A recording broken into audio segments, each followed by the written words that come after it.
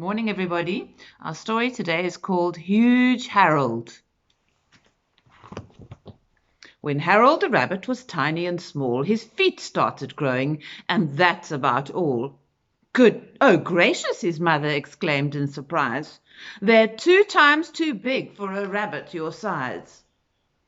That's a sign, said his father. He'll grow to great height. And his father's prediction turned out to be right.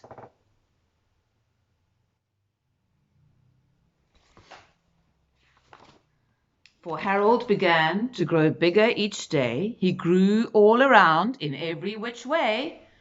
Please, cried his mother, stop growing right now. Please, Harold, you're nearly as big as a cow. Oh, what a big problem, his poor father cried. There's no place around here where Harold can hide. He can't hide in bushes, in hollow logs.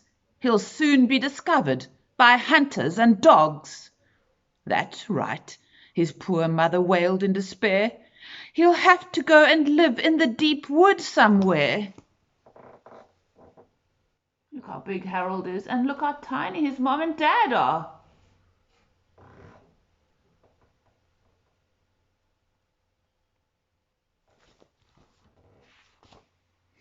So, with tears in their eyes, the first thing next day, they watched as poor Harold, their son, hopped away.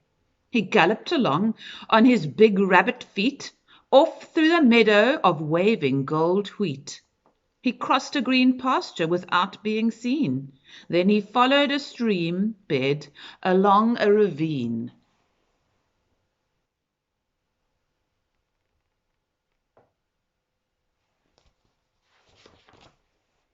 He hopped through a cornfield, along a rail fence, and came to a wood that was gloomy and dense. I must say, said Harold, it doesn't look cheery. It looks very spooky and creepy and eerie. I suppose, he continued, there's nothing to fear, for it doesn't seem likely there's anyone here.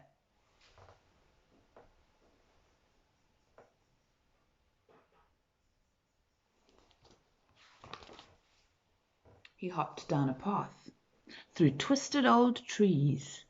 There wasn't a sound but a whisper of breeze. He heard a faint rustle, a twig snapping sound, and he stopped in his tracks and looked quickly around. He saw foxes and weasels with eyes black and beady, and a tree full of owls with eyes fierce and greedy. Poor Harold.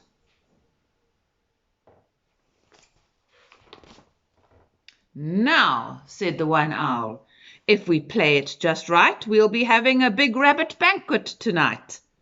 I'm sorry, said Harold. I can't stay.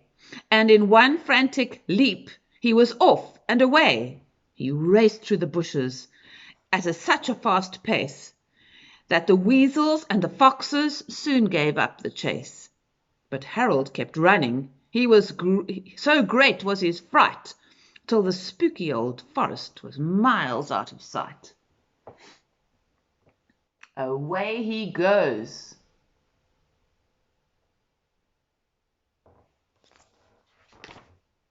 I'm tired, said Harold. I'm through for the day. And he flopped down to rest on a big stack of hay. But his nap was cut short by a bossy old cow who said, Get off our breakfast and get out right now.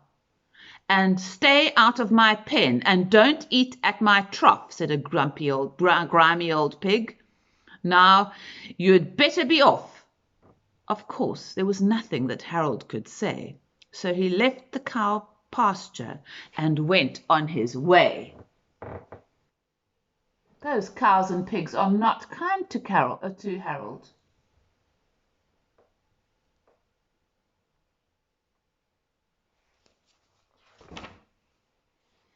As he rambled along, a sweet scent crossed the breeze, the fresh green aroma of lettuce and peas. A scarecrow stood by with his arms in the air, as if he might say, "Help yourself, I don't care."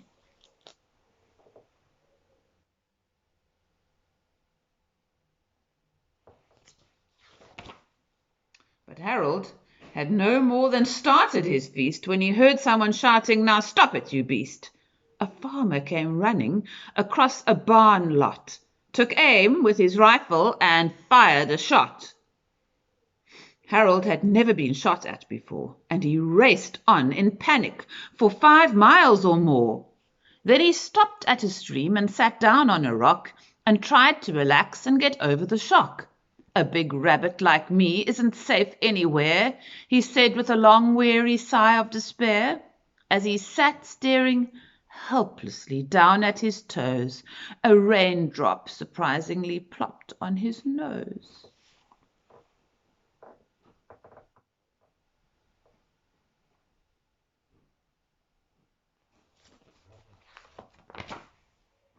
Wind whipped the cattails and stirred up the stream. Lightning shot through the sky in a long jagged beam. "It's a storm," said poor Harold. "I'd better find shelter."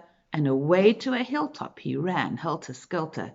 He discovered a house, a deserted old place, with dark ghostly windows like eyes on its face. He approached the old mansion with feelings of doubt, which would be safer now, inside or out. His decision was made by a great thunder crash, and Harold was through the front door in a flash.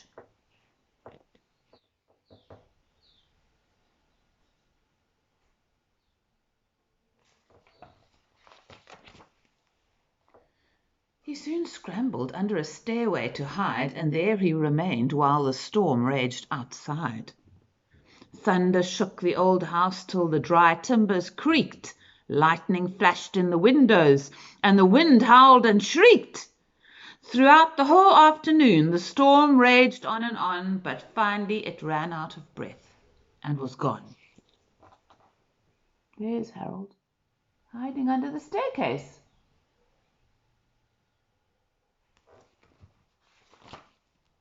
Then Harold crawled out and began to explore. He crept up the stairs to the very top floor, which was stacked to the rafters with all sorts of things, including a bed with a mattress and springs.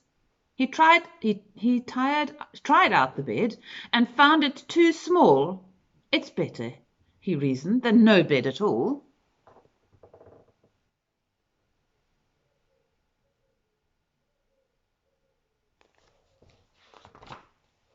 He awoke the next day to the squeak of a door and the sound of some footsteps below on the floor. So he tiptoed downstairs to see what made the noise, and came face to face with two terrified boys. "It's a ghost! It's a ghost!" they screamed as they fled. But one of them stopped. "It's a rabbit," he said. "Yes, that's the big rabbit that Oliver Hatch shot at and missed in his vegetable patch." And away they both ran, just as fast as they could, to tell everyone in the whole neighborhood.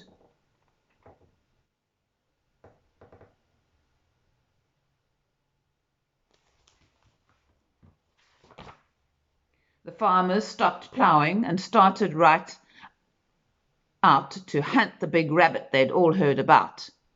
When they reached the old mansion, no rabbit was there. He was racing off, far off, through the countryside somewhere. But the hunters kept snooping and picking up the trail, and they started the hunt for the big cottontail.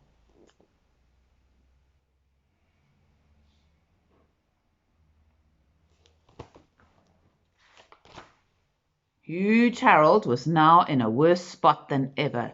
To outwit the hunters, he'd have to be clever. He ran down the ravines, and he ran up low ridges, and he waded down streams, and he hid under bridges. He ran on for many and many a mile, and he finally decided to rest a while. Look where Harold is hiding, under the bridge. And the hunters can't find him. So he spotted a hideout in a big and with a big hop he came plopping down in a leafy tree top. This fooled the hunters and also their dogs.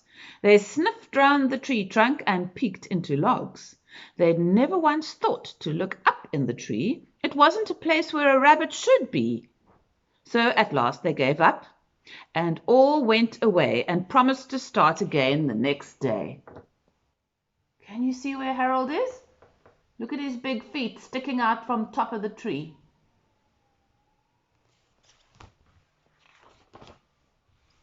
The great hunt continued for week after week, like a countryside contest of hide and go seek.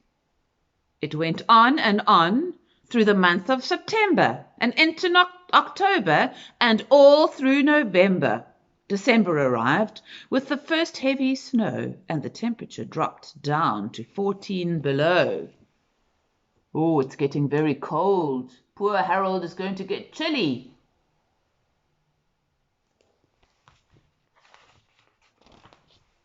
Harold shivered and shook from his frostbitten nose all the way down to his frostbitten toes. I'm done for, he said. I'm through altogether if I don't get out of this terrible weather. But just about then something red caught his eye, a big friendly barn on a hilltop nearby. He headed straight for it in one big hop. He leapt through the window way up at the top. Then he said, as he lay in a big bed of hay, This is the end. I'm through running away.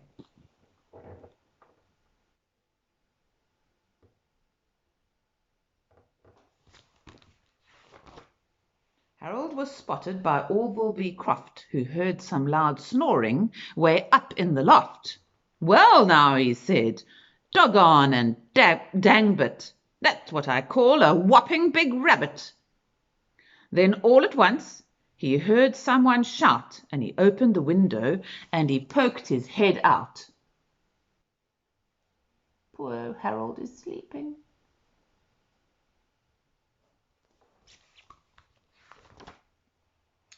What's all the commotion and hullabaloo? I'd just like to know what you think you're up to. We're hunting a rabbit, the hunters replied, and we'll look through your barn if you'll let us inside. He's in here, said Orville, and here's where he will stay. And you're not coming in, so be off on your way. The hunters all grumbled and kicked up the snow, but at last they gave up, and they decided to go. So the kind farmer is chasing the hunters away. Orville B. Croft was both gentle and kind, but still Harold feared what he might have in mind. He was given fresh water and always well fed along with the horses, Buster and Ted. I know, thought Harold, just what he's up to. He'll fatten me up for a big rabbit stew. Oh dear, I hope not.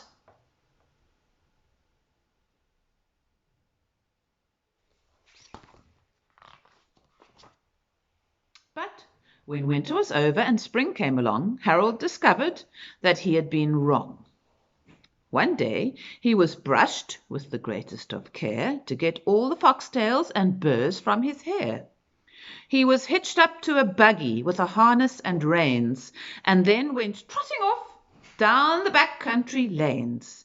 Now, this is more like it, huge Harold said.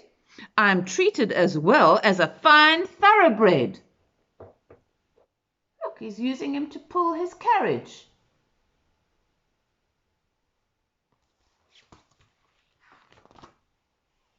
At the end of the summer, he went to the fair and created quite a lot of excitement there. The question came up as to whether or not a rabbit could enter the championship trot. They looked up the rules, but they couldn't find one that said it's not fair for a rabbit to run. So he ran in the race and he won going away and became a champion trotter that day.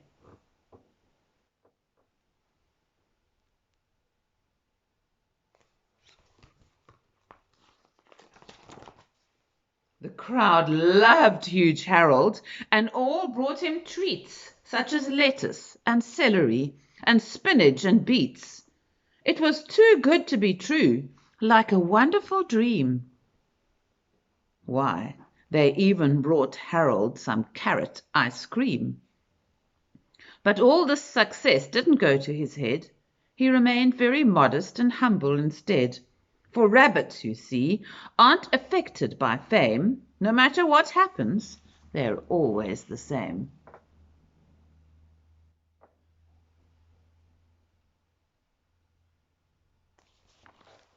That was a lovely, happy ending, don't you think?